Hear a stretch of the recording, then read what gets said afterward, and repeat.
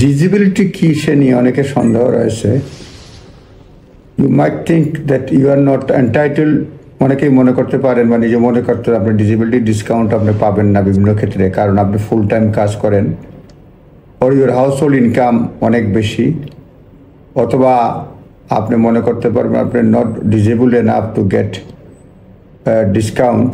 কিন্তু আইন অনুযায়ী disability is considered by equality act 2010, সেটাতে বলা হয়েছে if you have a physical or mental impairment, আপনি শারীরিক বা মানসিক ইম্পেয়ারমেন্ট যদি থাকে, শর্টকামিংস থাকে, দ্যাট হ্যাজ সাবস্টেন্সিয়াল ও long term negative effect, substantial এবং long term negative effect on your ability to do normal daily life ক্ষেত্রে যদি ইম্প্যাক্ট ফেলে নর্মাল ডেইলি লাইফ, তাহলেই আপনি ডিজেবল হিসেবে বিবেচিত হবেন।